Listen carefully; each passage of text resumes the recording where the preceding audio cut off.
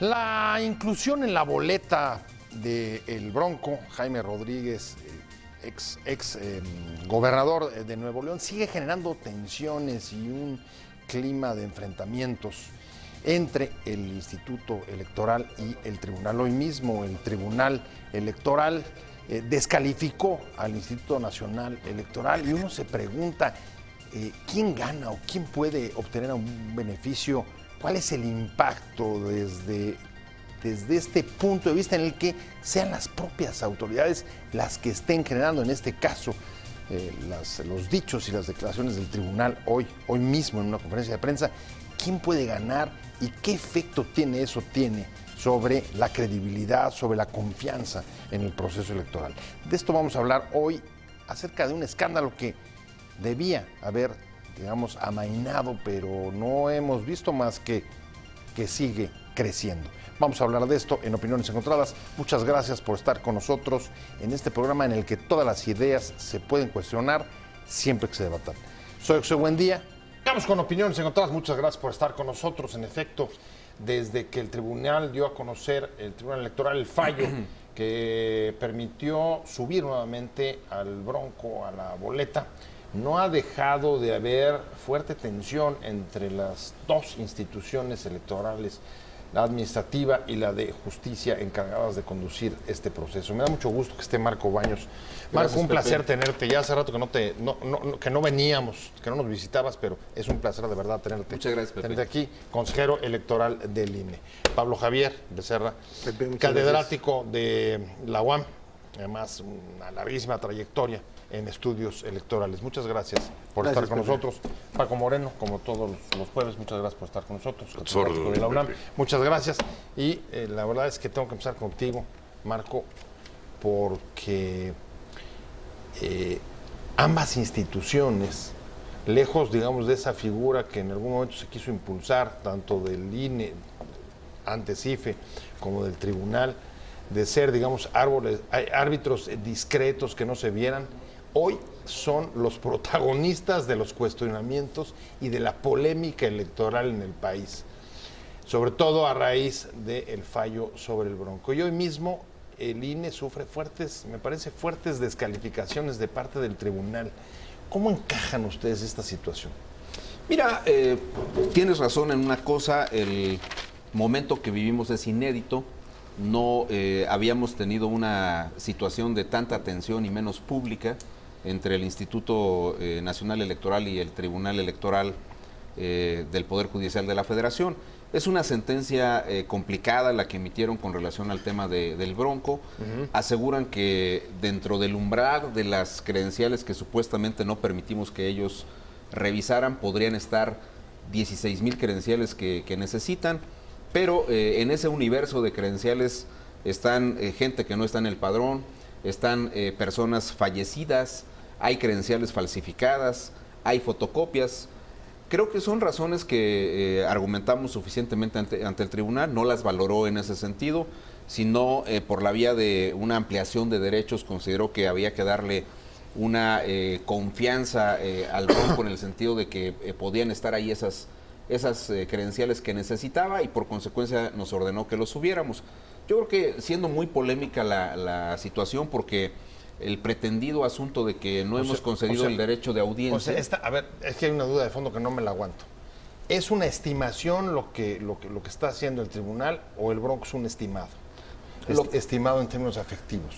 Yo creo que es una estimación es una especulación que los magistrados han generado, lo voy a decir con mayor claridad. 4 de los magistrados han considerado que las 16,000 firmas se encuentran en un universo de credenciales falsas, de gente que está fallecida, de gente que no aparece en el padrón electoral. Ellos estiman ahí podrían estar esas 16,000 y entonces para no afectar su trabajo en la campaña electoral lo suben. Es una especulación a final de cuentas, pero digamos que siendo muy polémica, extremadamente polémica la decisión porque tiene efectos en la campaña, yo diría que hicimos el acatamiento rápido para evitar lesiones al candidato en este caso, pero el día de hoy nos encontramos en la mañana con que los magistrados electorales convocan a los medios de comunicación Hay algunos magistrados que la emprenden duro contra el instituto, a descalificar al instituto. Dicen que el trabajo no es profesional. Que bueno, con las apps se van a muerte. Se van a muerte con el app. Cuando ya la habían validado, había habido una impugnación específica sobre la aplicación. Ellos la habían validado, pero a mí me parece absolutamente innecesario usar calificativos que pongan en entredicho públicamente el trabajo del Instituto Nacional Electoral. Y yo sí quiero decir lo mismo que ya declaré a algunos medios el día de hoy. El INE no es empleado del Tribunal Electoral, el INE tiene facultades constitucionales. El Instituto Nacional Electoral es una institución que trabaja a ritmos forzados para poder cumplir con todas las actividades. Hicimos una revisión escrupulosa de las firmas, consideramos que no se había llegado al umbral ni en el caso del Bronco y menos en el caso de Ríos Peter, pero la Sala Superior, a través de algunos de sus magistrados, no todos, la magistrada presidenta ha sido muy cauta, ha sido una mujer sobria en este debate, no ha querido meter al tribunal a este desgaste, pero lamento mucho que, por ejemplo, José Luis Vargas haga declaraciones tan apresuradas que lo único que indican es que no conoce bien los procedimientos e indican con absoluta claridad que en este tema no tuvo la precaución de revisar con suficiencia lo que él argumenta como sus razones para poder descalificar el trabajo del INE. Pablo Javier, no sé si estás de acuerdo con la afirmación de Marco en el sentido de que nunca había habido este nivel de tensión. Y tú que tienes, digamos, esta visión larga, ¿recuerdas algún momento de mayor bronca entre las dos instituciones que el que hoy estamos viendo, digamos, de manera pública? Mayor bronca que la que ha provocado el Bronco está difícil de encontrar. Pero mira, el asunto central es este. El modelo funciona así. Hay una autoridad administrativa y hay una autoridad jurisdiccional. Teóricamente, la autoridad jurisdiccional debe corregir la plana de la autoridad administrativa en algunos casos. Obviamente, en la historia de esta relación entre el Tribunal Electoral y el INE ha habido episodios difíciles. Ninguno como este, porque esta es la primera ocasión que tenemos ya a la vista la figura de las candidaturas independientes para la presidencia. Y este problema aquí nos conecta con otro, que lamentablemente el modelo que quedó en la ley electoral para el registro de candidaturas independientes es muy barroco. De entrada se exigía a los aspirantes a candidatos independientes una cantidad de firmas y una dispersión tal en todo el país que de una u otra forma necesitaban tener un aparato. Bueno, pero ahí en todo caso la culpa es de los partidos y de los diputados. Claro, que de los que hicieron las leyes. Exactamente. Pero esto condujo a que, si te fijas, los principales aspirantes tuvieron muchas irregularidades en sus firmas, en sus apoyos. Sí, todos. El Bronco es el que tenía más firmas o apoyos, más de 2 millones, pero resultó que más de 1 millón eran inválidas por las razones que bien acaba de anotar Marco, que creo que se definieron muy bien. De hecho, Murayama en la sesión del Consejo explicó también muy bien este detalle. Pero a ver, la pregunta ahí que todos nos estamos haciendo, y es, a ver, ya conocíamos, digamos, las problemáticas que tenía la ley sobre independientes. ¿Eso justifica lo sorprendente de un fallo como el que dieron? Yo creo que no. Yo creo que no. A mí me gustaría que me lo explicaran. A muchos nos gustaría que nos lo explicaran. De hecho, en la conferencia de prensa a la que alude Marco, que yo solamente he visto por las notas de periódico, los resúmenes, hubo una afirmación de los magistrados que votaron a favor de colocar al Bronco en la boleta, una afirmación muy preocupante. La afirmación es: a nosotros no nos competía evaluar si eran irregulares o regulares las firmas. Sí, exacto. Eso es terrible para un magistrado de un tribunal. Es terrible decir, mira, el hecho es que los apoyos estaban ahí, no me importa cómo se habían logrado. Eso es muy preocupante porque, como bien lo dijo Marco... Dicho de otra manera, te podían haber presentado muertos, claro, fallecidos. Credenciales del Starbucks, credenciales del videoclub. Lo que sea. Una cosa impresionante. Que caería. Marco también dice una tensión innecesaria. Tú has tenido experiencia de luchar por cargos de elección popular, has participado ya en varios procesos de esta naturaleza, has tenido que ver con las autoridades electorales. ¿Qué sientes o qué sentirías? ¿Cuál es, en qué situación, digamos, de vulnerabilidad están llegando? Primero me produce una emoción fisiológica que es vomitivo, lo que han hecho. Segundo, me parece, me parece que están validando una trampa sobre pretexto de orden constitucional para darle derecho a una audiencia. Hacen que un tramposo tenga una oportunidad. Entonces, gobernaría con trampa. Les pongo el ejemplo de Morelos. Es a todas luces inviable la candidatura fuera del marco constitucional de uno de los candidatos, Cuauhtémoc Blanco. Sin embargo, so pretexto también de una trampa, va a resultar probablemente electo. Pero más allá de eso. Pero hoy en la mañana, o sea, después de eso, hoy en la mañana sale al tribunal y otra vez se va durísimo. Más allá de eso. ¿Para qué o por qué? Me parece que es esa parte, y en particular este magistrado, un magistrado ligero. Como ligeras son las decisiones que está tomando y que nos afectan a todos los ciudadanos y al contexto de las propias instituciones. No se le puede tomar como una gente seria a alguien que habla con tal ligereza. Es lo que se llama en derecho una negativa ficta o una verdad verdadera. Lo que simple y sencillamente está haciendo es, ante la presunción de que se le niega un derecho, se amplía la parte de la audiencia y se la ratifica en una posición que solicitó y que a todas luces no tiene derecho a ejercer. Así van a calificar después las elecciones. Es que ese es el temor, justamente en manos de quién estamos. Justamente ese es el punto. ¿Compartes tú ese temor, Marco? Mira, a nosotros nos interesa que con independencia de las atribuciones de cada quien, en salvaguarda perfecta de esas atribuciones, el tribunal haga lo que quiera. Nosotros no consideramos que deba validar todas las decisiones del INE, pero sí me parece que las decisiones del tribunal tienen que estar sustentadas adecuadamente y no veo por qué deba existir un diálogo a base de calificativos. Es absolutamente inédito, nunca lo había visto yo en una relación entre el tribunal y el IFE-INE, donde los magistrados, algunos de los magistrados, no todos, salgan y se vayan en contra de la autoridad administrativa. De verdad, me pareció, lo voy a decir en otro argot, una violencia innecesaria. Así claro. Genera una tensión, y yo sí quiero decir con toda claridad que lamento mucho que José Luis Vargas, habiendo sido fiscal especial, habiendo trabajado en el Instituto Federal Electoral, conociendo el sistema electoral, no se dé cuenta que sus actitudes, las declaraciones que hizo antes y las que está haciendo ahora, están conduciendo a un enfrentamiento entre el INE y el tribunal. ¿Para qué generar estas tensiones? Él es el responsable de este tipo de cuestiones. Acusó en otro momento al INE de que la carga de trabajo que tiene el tribunal se debe a que el INE no tiene capacidad de negociación con los partidos.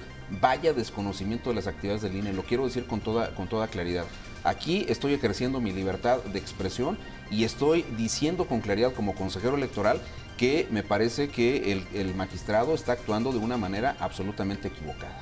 Estamos hablando del impacto, imagínense, que está teniendo la tensión entre las dos instituciones, la administrativa y la jurisdiccional, el Instituto Nacional Electoral y el Tribunal, sobre el proceso electoral. Y en el proceso electoral tenemos cosas inmediatas y además urgentes, que todos nos estamos preguntando cómo va a afectar justamente este clima sobre la marcha del proceso, por ejemplo, en los debates, o por ejemplo en la organización electoral, o incluso en los funcionarios que han estado revisando, por ejemplo, lo que decíamos antes, las propias firmas de los independientes. Pablo Javier Becerra, tú también has tenido una vida, digamos, larga experiencia del proceso en sí, de la organización electoral. ¿Qué impacto ves sobre los debates? Ya el INE tuvo que reunirse de urgencia para reducir de 4 a 3 segmentos con la inclusión del Bronco. Claro. Sí, dado el caso de que también subieran a Ríos Peter después de hacer la revisión, ¿con qué nos vamos a enfrentar? Él ya no participa en este debate, pero entonces en el siguiente segmento habría que quitar 2 segmentos. ¿Qué clase de debate nos vamos a quedar? Cuando fue una de las grandes, digamos, aportaciones del INE. Ahora sí vamos a hacer debates que sean atractivos, interesantes. Bueno, de entrada hay que considerar una cosa. Teníamos 3 candidatos de los partidos, pero porque hay 3 grandes coaliciones. 3 coaliciones de 3, de hecho. Imagina si hubiéramos tenido un candidato por partido, tendríamos un debate de 9. No fue así. Digamos que las coaliciones nos ahorraron el trabajo. Así es. 3 coaliciones, 3 candidatos, Anaya, redujeron la fragmentación. López Obrador. Y había entrado ya Margarita era la cuarta candidata. De hecho, el último acuerdo del Consejo General sobre el primer debate ya plantea todo el modelo del C1 hasta C4, los 4 candidatos. Obviamente esto va a incluir al quinto. Si puede llegar el sexto, permíteme dudarlo, porque el caso de Ríos Peter es muy diferente al caso del Bronco. En el Bronco el argumento... Sobre todo para el tribunal. Claro, el argumento del tribunal fue muy sencillo. El Bronco estaba a menos de 20,000 votos y los días que pudo tener audiencia le habían permitido reducir la distancia. Su argumento era, si le hubieran dado más chance, sí habría llegado. No, en el caso de Ríos Peter necesitaríamos 2 años de audiencia para que pudiera resolver su entrada. Yo creo que Ríos Peter no llega, vamos a quedar en 5. ¿Que esto va a alterar la logística? Sí. Va a haber 5 candidatos, 3 de partidos, 2 independientes. Obviamente esto hará que haya un representante de este candidato independiente, que de hecho ya está asistiendo allá al INE. Tendrá que estar en las instancias de rigor, tendrán derecho a estar representados en las casillas y obviamente en el debate esto va a complicar. El primer debate, bueno, todos los debates en realidad se estaban planteando de entre más o menos 1h30 a 2 horas. El primero incluso creo que hace el cálculo, el acuerdo de 1 hora 54 minutos por cualquier pequeño margen que pueda haber de movimiento. Esto quiere decir que se va a tener que recortar el tiempo de los 4 que ya estaban. Obviamente, mientras hay más comensales, les va a tocar una rebanada menor de pastel. Y por ejemplo en spots, si ya Margarita se estaba quejando de que le iban a tocar muy pocos spots, la bolsa se hace más chiquita, menos. o sea, casi la mitad. La bolsa del dinero y la bolsa de spots se hace más pequeñas para los independientes porque ahora son 2 y ya no 1. Aunque Margarita, recordemos, acaba de plantear este día, creo, o ayer, que va a regresar todo el dinero, no va a usar las prerrogativas. Pero obviamente esto complica la logística, en mi opinión, no de manera sustancial, lo sabrá muy bien Marco, él ha sacado procesos electorales desde hace años, 5 candidatos no es una cantidad inmanejable, me parece que se va a poder manejar, claro, altera un poco los cálculos que ya tenía el INE. ¿Cómo lo ves? ¿Es lo que te preocupa, será la parte logística o la parte política?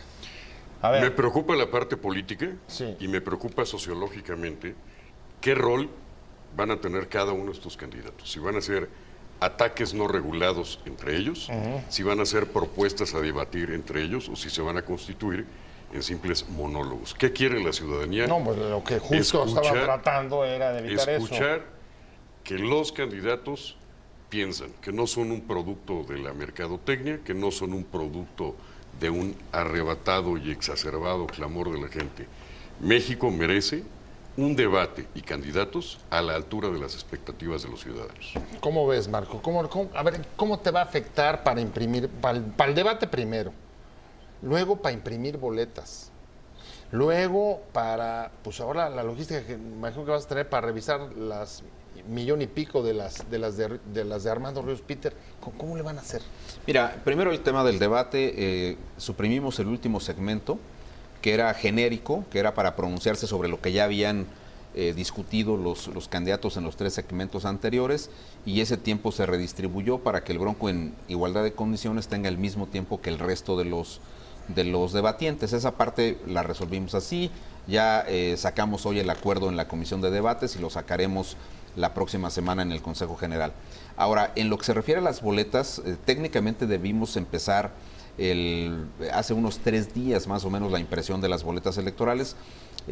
A mí me corresponde coordinar estas actividades, así que decidí que modificáramos el orden de impresión. Ahora estamos empezando con los diputados federales. No tenías otra, ¿no? No me queda otra porque imagínate que hubiésemos empezado la impresión de boletas de presidente, se sube al Bronco, después, si es que eso ocurre, a Ríos Peter. Tiras las boletas. Es demasiado dinero público que estaría metido ahí. Estamos hablando de 90 millones de boletas electorales, no es cualquier cantidad, es una cantidad bastante grande y una cantidad de dinero importante. Entonces esa parte hemos modificado esa situación.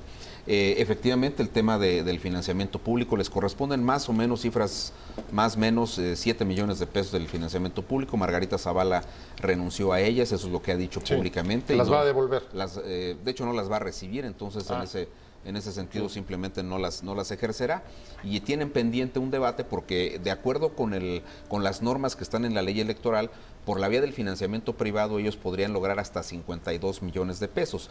El tope de los gastos de campaña para presidente de la República es de 429 millones. La elección del Bronco de gobernador en Nuevo León sirvió para que, entre otras cosas, el propio tribunal sentara un precedente, ahí sí me parece que de manera correcta, donde dijo que para evitar inequidad en la contienda se podría recabar por la vía privada dinero suficiente hasta el tope establecido por el órgano electoral. En aquella ocasión eran alrededor de 44 millones de pesos, así que por la vía privada el Bronco logró llegar hasta esa cantidad.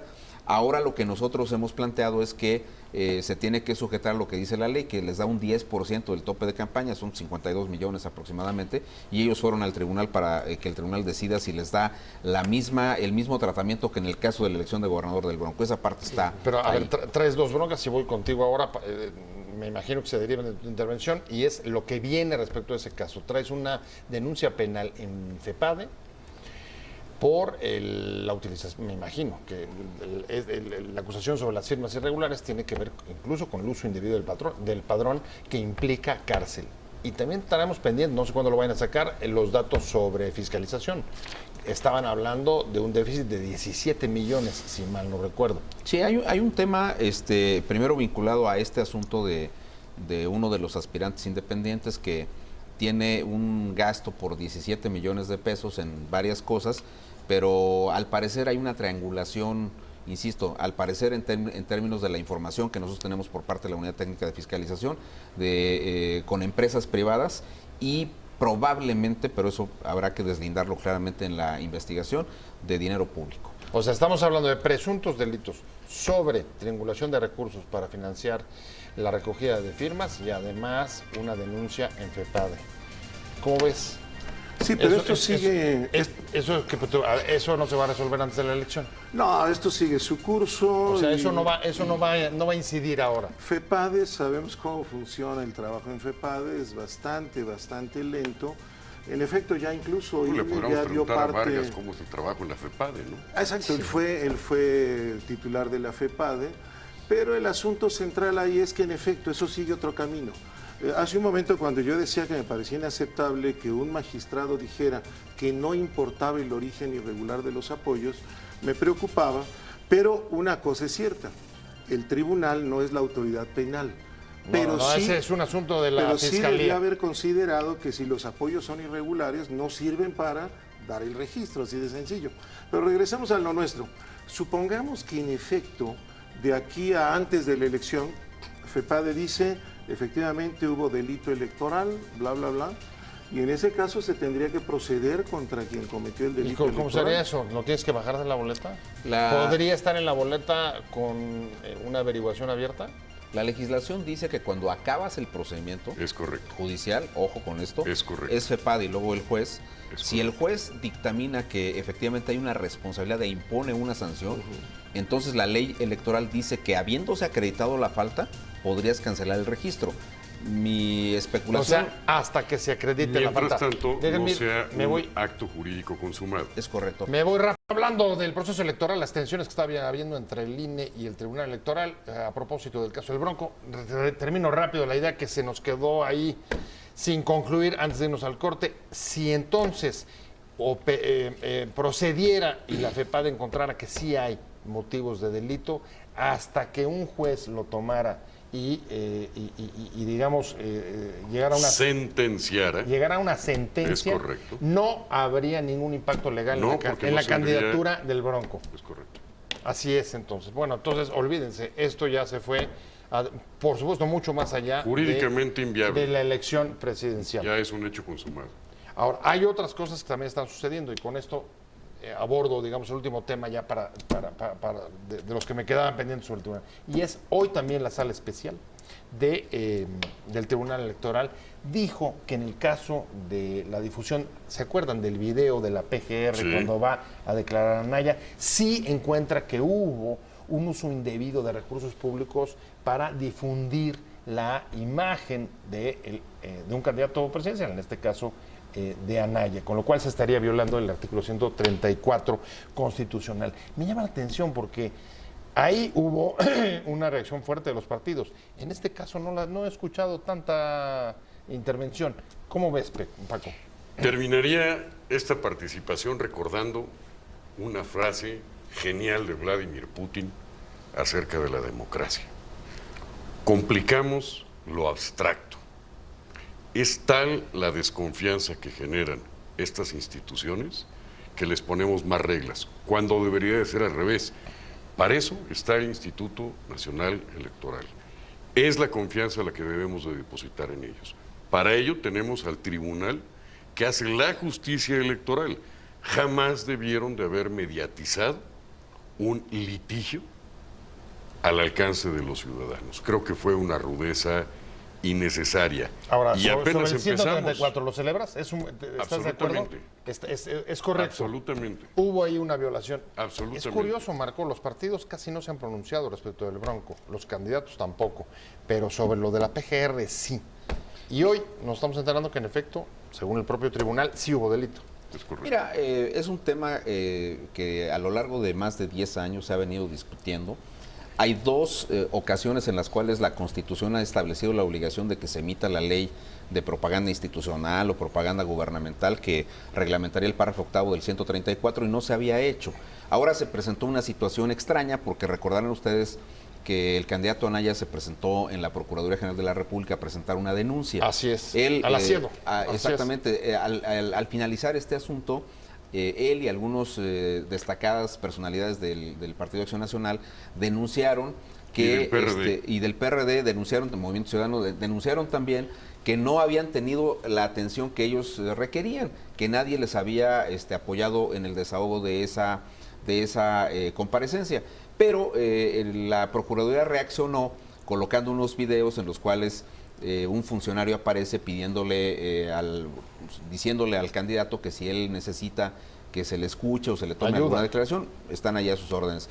Esta cuestión, la Comisión de Quejas y Denuncias del Instituto Nacional Electoral la valoró también en el sentido de que esos videos tenían que retirarse del aire, que se tenían que bajar para que no estuvieran haciéndose una exhibición. Y bueno, ahora la sala ha interpretado esta situación, pero me parece que es un tema que apunta en la dirección de que ya tenemos que reglamentar cómo usar los recursos públicos.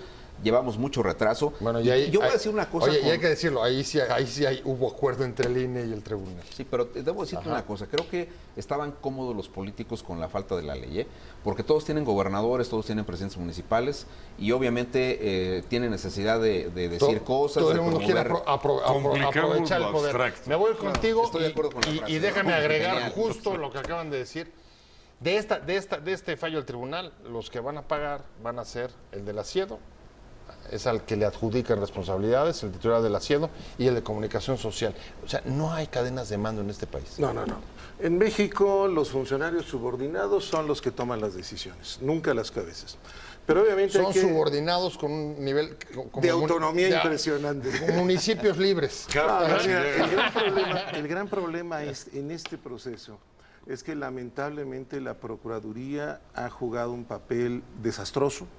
Desde el cese fulminante de Santiago Nieto al frente de la FEPADE, que fue igual totalmente absurdo, sin argumentos.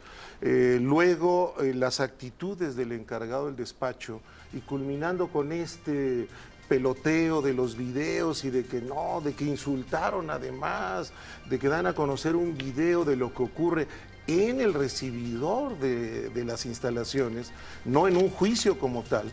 Tratan de exhibir a personajes políticos, a un candidato ni más ni menos. Lamentablemente el papel de la PGR ha sido terrible. Por eso celebro que la sala regional haya tomado... Aquí han estado muy calladitos. ¿Por qué? ¿Por qué los candidatos y partidos están calladitos sobre Mi el tema? Pepe, porque ya a estas alturas del proceso electoral en México, Kafka parece costumbrista. Claro. Ya tenemos que ir avanzando. Eso es lo lamentable. Y estamos iniciando. A mí se me está yendo. En México Kafka no tendría trabajo. Se me está yendo el tiempo y sí, la verdad es que las miradas hoy más que nunca van a estar puestas en la autoridad electoral, tanto la administrativa como la Vaya responsabilidad de Marco. Para el 1 de julio, Marco. 1 de julio estaremos listos, estarán las casillas, habrá elecciones, haya o no sentencias del tribunal, habrá elecciones, eso lo garantizamos. el voto tiene que ser libre y razonado y estoy completamente seguro que daremos a conocer rápidamente los resultados respecto de quién ganó la elección presidencial. Ahora, una sentencia a celebrar es la que tomó hace unos días el tribunal, hay ¿Es que así? decirlo, Sí, la sí, de el que conteo validó rápido. el uso de los cuadernillos Sí, para el conteo rápido. Esto Para desahogó poder una tener- presión muy fuerte, para Ajá. que la misma noche del día de la elección el INE pueda decirnos, estos son los resultados. A las Hay que 10 de la noche. felicitarlos por cumplir con su responsabilidad a tiempo, ¿no? A las 10 de la noche. Y después de eso, lo que vendrá es el trabajo del tribunal para calificar y validar la elección. A ver cómo lo hicieron.